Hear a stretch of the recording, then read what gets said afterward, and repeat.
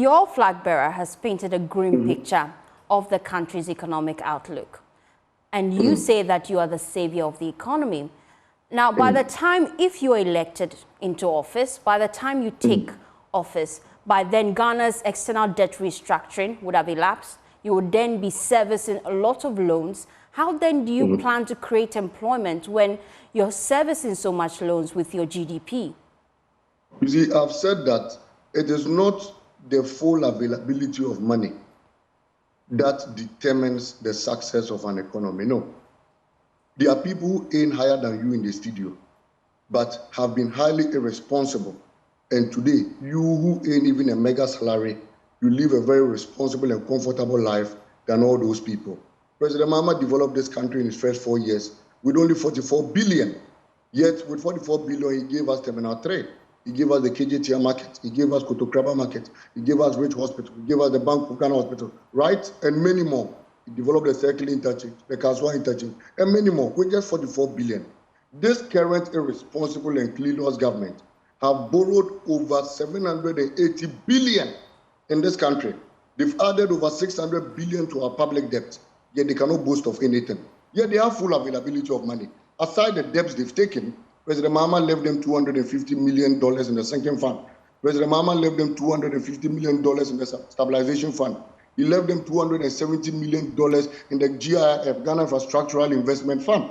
Yet they came and dissipated all. He gave them 3 oil fields that brought on board over 3 billion. They came and dissipated all. He gave them ESRA that brought on board over 3 billion. They came and dissipated all. So President Mahama is saying that it is not the huge amount of money made available to you that will determine the development of a nation.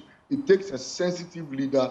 It takes a leader who thinks about the plight of the Ghanaian people. It takes a leader who is concerned about the development of the youth of this country to develop a nation. And President Mahama is saying that, look, even that 44 billion he had taken, at the time he was running a government of about 83 or so ministers.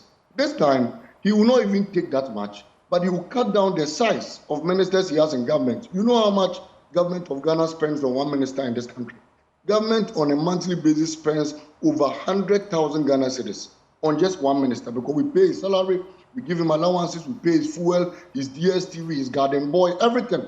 So cutting down on over 40 ministers to make his ministers 60 ministers saves a lot to employ over 100,000 Ghanaian youth and pay them on a monthly basis. And that's why President Mahama is confident that, look, upon assumption of office, we are going into full force of a 24-hour economy.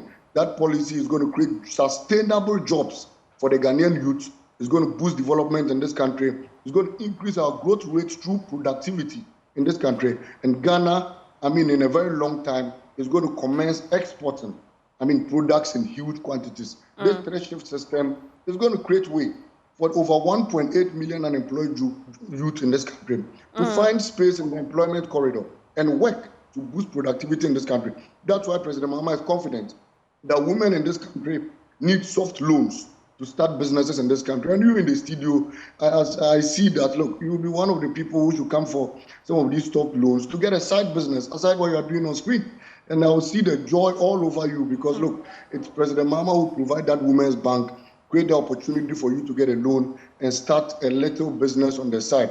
President Mahama has promised farmers a farming cooperative where we are going to set up farming, cooperatives in every district, farming district in this country. Remember, before 2016, when we were distributing the free fertilizers to cocoa farmers and the hybrid seeds, remember, it's same policy, but this time we are expanding it to include the supply of tractors, the supply of hoes and farm equipment so that farmers all across the country can have access to these things. Look.